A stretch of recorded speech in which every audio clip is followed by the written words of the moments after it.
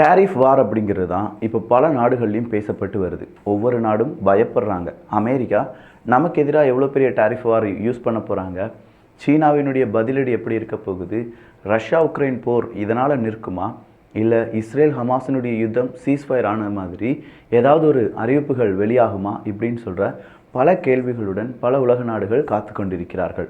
பார்க்கலாம் என்னென்ன நடந்திருக்கு அப்படின்னு சொல்லி.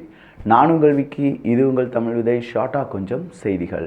முக்கியமான செய்தி என்ன அப்படின்னு பார்த்தீங்கன்னா, சென்ட்ரல் ஸ்வீடனில் நடந்த துப்பாக்கிச்சூடு தான்.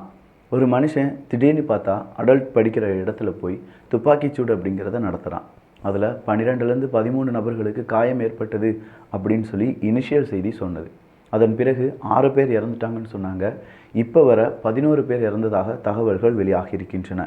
அந்த மனிதன் ஏன் சுட்டான், என்ன சம்பவம் அப்படிங்கிறத பற்றியான விசாரணை நடைபெறும் என்பதை ஸ்வீடனுடைய அரசாங்கம் தெரிவித்திருக்கிறார்கள்.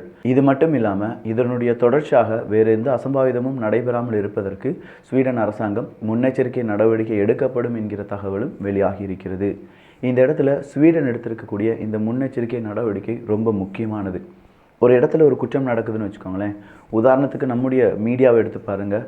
ஒரு நபர் ஒரு காதலியை இந்த மாதிரி கழுத்தறுத்து கொண்டுட்டார் அப்படின்னு சொல்கிற ஒரு செய்தி வெளியானது அப்படின்னா, அடுத்த ஒரு வாரத்தில் இன்னொரு செய்தி அதே மாதிரி வெளியாகும். ஒரு மாதங்கள் அதே மாதிரி ஒரு பேட்டர்னில் இன்னொரு செய்தி வெளியாகும். அப்போ அந்த செய்தியை படிக்கிறவங்க அதை உட்கிரகித்து உள்வாங்கி அதே மாதிரியான குற்றச் செயல்களை செய்வதற்கான வாய்ப்புகள் நிறையவே இருக்குது. ஸோ அந்த மாதிரியான சம்பவங்கள் நடைபெறாமல் இருப்பதற்கு நாங்கள் தீவிர கண்காணிப்பில் ஈடுபட போகிறோம் அப்படின்னு சொல்லி ஸ்வீடன் சொல்லியிருக்காங்க. பாராட்டுக்குரியது தான். அடுத்ததாக ஒரு இராணுவ ஹெலிகாப்டர் ஒரு விமானம் நேருக்கு நேர் மோதி கொண்டது அப்படிங்கிற செய்தியை நம்ம பார்த்தோம். அந்த விமான விபத்து ஏன் நடந்திருக்கலாம், எப்படி அதுக்கு ட்ரம்ப் அவர்கள் எப்படி காரணமானார் அப்படிங்கிற கம்ப்ளீட் விவரத்தை நம்ம பார்த்தோம். அந்த விமான விபத்தினுடைய மிட் ஏர் கொலிஷனுடைய வீடியோவை எங்களுடைய அனுமதி இல்லாமல் 2 ஏர்போர்ட் எம்ப்ளாயீஸ் வெளியில் விட்டுட்டாங்க. அதை மீடியாவுக்கு கொடுத்துட்டாங்க அப்படின்னு சொல்லி 2 பேரை அவங்களுடைய பதவியிலிருந்து நீக்கியிருக்கிறார்கள். ஒரு 25 வயது மதிப்பத்தக்க ஒரு நபரும் 41 வயது மதிப்பத்தக்க ஒருவரும் தான் அவங்களுடைய பணியிலிருந்து விடுவிக்கப்பட்டிருக்கிறார்கள் என்பது குறிப்பிடத்தக்கது. ஸோ அமெரிக்காவினுடைய ஏர்போர்ட் அத்தாரிட்டியினுடைய எந்த அனுமதி இல்லாமல் இவங்க மிட் ஏர் கொலிஷனுடைய ஃபூட்டேஜை ரிலீஸ் பண்ணியிருக்காங்க என்பது தான் இவர்கள் மீது வைக்கப்பட்டிருக்கக்கூடிய குற்றச்சாட்டு. இந்த குற்றச்சாட்டுடனே இன்னும் அது ஒரு மர்மம் முடிச்சாதான் இருக்குது.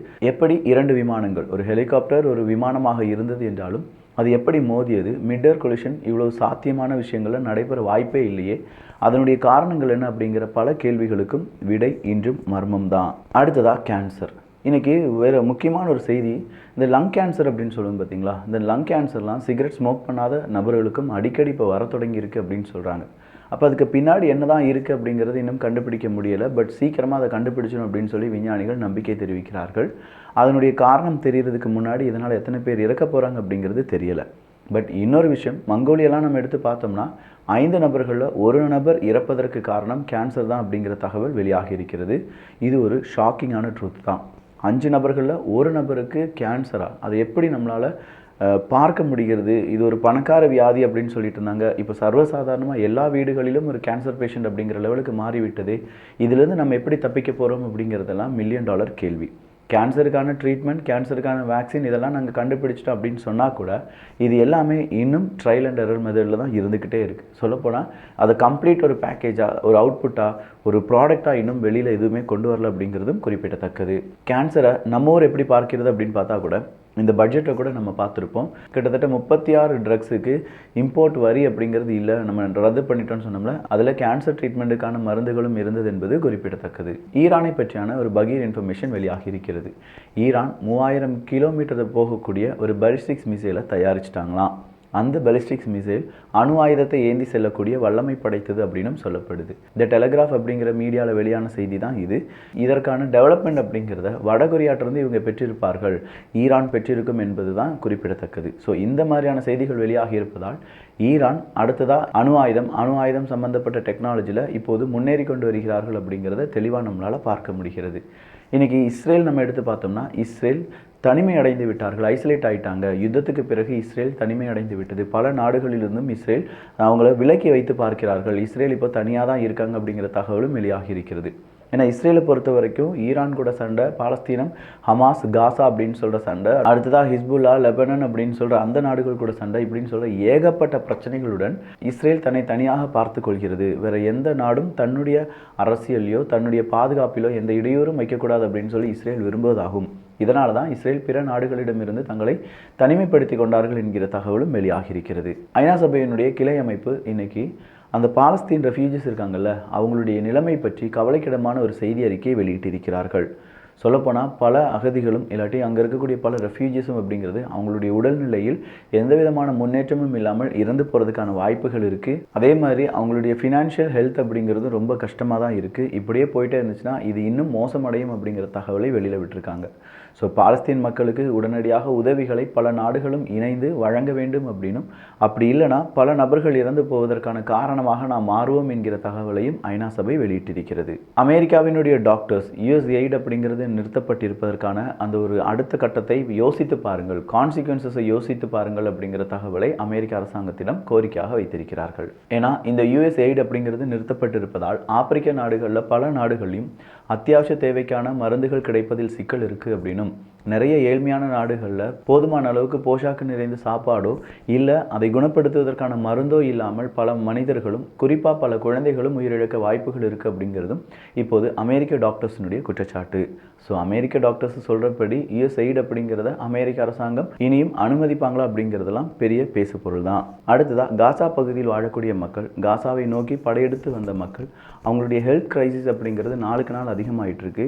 ஏன்னா அங்கே இருக்கக்கூடிய டஸ்ட், அந்த ஏர் பொல்யூஷனாக இருக்கட்டும், அதில் கலந்து இருக்கக்கூடிய விஷவாயுக்களாக இருக்கட்டும், இது எல்லாமே அந்த மனிதர்களுக்கு பெரிய பிரச்சனையை உருவாக்கும் என்கிற தகவல் வெளியிடப்பட்டிருக்கிறது. இதுக்கு சொல்யூஷன்ஸ் ஏதாவது இருக்கா, இல்லை உலக நாடுகளுடைய உதவி கிடைத்தால்தான் இவங்களை காப்பாற்ற முடியுமா என்பதையும் இங்கே பலரும் கேட்டு வருகிறார்கள். குழந்தைகளை வைத்து இந்த AI ஜென்ரேட்டட் இமேஜஸ், தப்பான இமேஜஸ் இருக்குது பார்த்தீங்களா, இதை ரெகுலேட் பண்ணி தான் ஆகணும். உடனடியாக அதற்கு எல்லா நாடுகளும் ஒத்துழைக்க வேண்டும். அந்த மாதிரியான இமேஜஸ், வீடியோஸ் அப்படிங்கிறது இணையதளத்தில் வரவே கூடாது. அப்படி வருவதை தடுப்பதற்கு ஒன்றிணைந்த சட்டத்தை உருவாக்க வேண்டும் அப்படிங்கிற கோரிக்கையை வைத்திருக்கிறது UK. ஆல்ரெடி UKக்கு ஒரு பெரும் கனவு இருக்குது. AI ரெகுலேஷனை பொறுத்த வரைக்கும் UKவை விட்டுட்டு வேறு எந்த நாடும் அதில் வரக்கூடாது அப்படிங்கிறது தான். அதற்கான முதல் கட்ட நடவடிக்கையாக இந்த நடவடிக்கையை நாம் பார்க்கலாம். தாய்லாந்தை பொறுத்த வரைக்கும் தாய்லாந்து அவங்களுடைய பார்டர் ஏரியா இருக்கக்கூடிய பல பகுதிகளுக்கும் இன்டர்நெட், கரண்ட் அப்படிங்கிறதுலாம் ஒரு பர்டிகுலர் டைமுக்கு பிறகு கட் பண்ண போகிறதா அறிவிப்பை வெளியிட்டிருக்கிறார்கள். அதற்கான காரணம் இருக்கிறது. இந்த பார்டர் ஏரியாவிலிருந்து தான் தாய்லாந்து கொடுக்கக்கூடிய இந்த இன்டர்நெட் இல்லாட்டி கரண்ட் இதெல்லாம் வச்சு தான் அங்கே இருக்கக்கூடிய ஸ்கேமர்ஸ் நிறைய பேர் ஒர்க் பண்ணிகிட்ருக்காங்க, நிறைய பேர் ஏமாற்றிட்டு இருக்காங்க. அந்த நெட்வொர்க்கை அழிப்பதற்கான முதல் முயற்சியாக தாய்லாந்து அரசாங்கம் இதை செய்திருக்கிறார்கள். இஸ்ரேலுடைய ஃபார் ரைட் குரூப்பினுடைய தலைவர் பென் குவீர் அவர்கள் காசா எத்தனிக் கிளென்சிங் அப்படிங்கிற ஒரு பில்லை அறிமுகம் செய்திருக்கிறார். ஆல்ரெடி காசாவில் இருக்கக்கூடிய மக்கள் ஜோர்டானுக்கும் எகிப்துக்கும் போயிருங்க அப்படின்னு சொல்லி டொனால்டு ட்ரம்ப் அவர்கள் சொன்னதற்கே பல எதிர்ப்புகள் வந்தது. இப்போது இஸ்ரேலுடைய முக்கியமான தலைவர் ஒரு பில்லை கொண்டு வந்திருப்பது மீண்டும் சர்ச்சையை ஏற்படுத்தியிருக்கிறது. பாகிஸ்தானுடைய புதிய சைபர் கிரைம் சட்டம் அப்படிங்கிறது அங்கே இருக்கக்கூடிய ஃப்ரீடம் ஆஃப் ஸ்பீச்சுக்கு எதிரானது. ஸோ யார் கருத்துக்களை பதிவு பண்ணாலும் அது சைபர் கிரைம் ஆக மாற்றப்பட்டு அதன் வழியாக அவங்க அரெஸ்ட் பண்ணப்படுவார்கள். எனவே ஃப்ரீடம் ஆஃப் ஸ்பீச் அப்படிங்கிறது பாகிஸ்தானில் இல்லாமல் போகிறதுக்கு கூட வாய்ப்புகள் இருப்பதாக சொல்லப்படுகிறது. நேபாள் பகுதிகளில் இன்னைக்கு நிலநடுக்கம் அனுபவப்பட்டதாகவும் ரிக்டர் அளவுகோல அது 4.4 இருந்தது என்கிற தகவல் வெளியாகி இருக்கிறது. ஜப்பானில் ரொம்ப கூடுதலாக முஸ்லீம் பாப்புலேஷன் அப்படிங்கிறது அதிகமாகிட்டே இருக்குது. இந்த அதிகமாகிறது அங்கே இருக்கக்கூடிய செமித்தேரியில் அங்கே அவங்களுக்கு புதைப்பதற்கான இடம் இருக்குது பார்த்தீங்களா, அதில் சிக்கல்கள் வந்திருப்பதாக தகவல்கள் வெளியாகியிருக்கின்றன. பொதுவாக ஜப்பான் அப்படின்னு நம்ம எடுத்துக்கிட்டால் 99% மக்கள் யார் இறந்துருக்காங்களோ அவங்கள எரிச்சிருவாங்க அப்படிங்கிறது தான். ஆனால் இஸ்லாமியர்களுடைய நம்பிக்கையின் அடிப்படையில் அவங்கள எரிக்கக்கூடாது, புதைக்கத்தான் வேண்டும். அப்படி புதைப்பதற்கு போதுமான இடம் இல்லை என்றும் அந்த இடத்தில் பலவிதமான அரசியல் இருப்பதாகவும் இதற்கு எப்படியாவது சொல்யூஷனை கண்டுபிடிக்க வேண்டும் என்கிற கோரிக்கையும் வலுத்து வருகிறது. ட்ரம்பும் சீனாவினுடைய அதிபர் ஜி ஜின்பிங் அவர்களும் இந்த டாரிஃப் பேட்டில் பற்றி பேசிக்கொள்வார்கள். அதன் பிறகுதான் 10% டாரிஃப் அப்படிங்கிறத பற்றி அமெரிக்கா யோசிக்கும் என்கிற தகவல் வெளியாகி இருக்கிறது. ஆல்ரெடி மெக்சிகோ, கனடாவுக்கு ட்ரம்ப் அவர்கள் விதித்த டாரிஃபை 30 நாட்களுக்கு தடுத்து வைத்திருக்கிறார் என்பதும் குறிப்பிடத்தக்கது. செலன்ஸ்கி அவர்களுடைய கோரிக்கை மறுபடியும் எங்களுக்கு அணு ஆயுதங்கள் தாருங்கள், அப்படி இல்லையா நேட்டோவில் உடனடியாக எங்களை ஜாயின் பண்ண விடுங்க, ஐரோப்பிய ஒன்றியத்திலையும் நாங்கள் அங்கமாக மாற விடுங்கள். இது எதுவுமே நடக்கலைன்னா எங்களுக்கு அணு ஆயுதம் தான் கடைசி சாய்ஸ், அதை தந்துருங்க அப்படின்னு சொல்லியிருக்காங்க. இந்தியா நேபாளத்தினுடைய டூரிசத்தை மேம்படுத்துவதற்கான மீட்டிங் அப்படிங்கிறது இப்போது நடைபெற்று வருகிறது. சீக்கிரமாக இந்தியா நேபாள் அரசாங்கம் கூட்டு முயற்சியுடன் அங்கே இருக்கக்கூடிய டூரிசம், அது நேபாள் டூரிசமாக இருக்கட்டும் இல்லாட்டி இந்தியாவினுடைய டூரிசமாக இருக்கட்டும், இரண்டையுமே டெவலப் பண்ணுறதுக்கான ஆப்ஷன்ஸ் என்னெல்லாம் இருக்குது அப்படிங்கிறத டிஸ்கஸ் பண்ணிவிட்டு ஒரு ப்ரெஸ் மீட்டை கொடுக்க போகிறாங்க. ட்ரம்ப் அவர்களை பார்ப்பதற்காக எகிப்தினுடைய சிசி அவர்கள் அமெரிக்காவுக்கு வர இருப்பதாக தகவல்கள் வெளியாகி இருக்கின்றன. எத்தனிக் கிளன்சிங்கை பற்றி ட்ரம்ப் அவர்கள் பதில் சொல்லியிருப்பதும் இப்போது எகிப்தினுடைய தலைவர் அமெரிக்காவுக்கு வரப்போகிறார் அப்படிங்கிற 2 தகவலுமே ஒன்றோடு ஒன்று தொடர்பு இருக்கக்கூடியது தான். எபோலா வேக்சினுக்கான ஒரு டெஸ்டிங் அப்படிங்கிறது இப்போது நடைபெற்று வருவதாகவும் அது சக்ஸஸ் ஆச்சுன்னா எபோலா வைரஸ்லேருந்து ஆப்பிரிக்க நாட்டு மக்கள் காப்பாற்றப்படுவார்கள் என்கிற தகவலும் வெளியாகி இருக்கிறது. சீனா அமெரிக்காவுக்கு பதிலடி கொடுக்கும் விதமாக 5 ரேர் எர்த் எலமெண்ட்ஸ் அப்படிங்கிறது எதுவுமே இனிமேல் நாங்கள் அமெரிக்காவுக்கு கொடுக்க போகிறதில்லை என்கிற தகவலை வெளியிட்டிருப்பதால் அமெரிக்கா சீனாவுக்கு இடையே உருவாகி இருக்கக்கூடிய இந்த டாரிஃப் யுத்தம் அப்படிங்கிறது ஒரு முக்கியமான நிலைமைக்கு வந்திருக்கிறது. மேற்கு கரையோரமாக இஸ்ரேல் நடத்தக்கூடிய தாக்குதல் நாளுக்கு நாள் அதிகமாகிக் கொண்டிருக்கிறது. அதில் குறிப்பாக சொல்லப்போனால் இன்னைக்கு இஸ்ரேலினுடைய 2 சோல்ஜர்ஸ் கொல்லப்பட்டிருக்கிறார்கள். இதே மாதிரி ஏகப்பட்ட தகவல்கள் செய்திகளை பரிமாறப் போகிறோம். அதற்கு நீங்கள் செய்ய வேண்டியது தமிழ் விதை அப்படிங்கிற நம்ம சேனலை சப்ஸ்கிரைப் பண்ணிக்கோங்க. நல்லதை பகிர்ந்து நல்ல சமுதாயத்தை உருவாக்கும். நன்றி, வணக்கம்.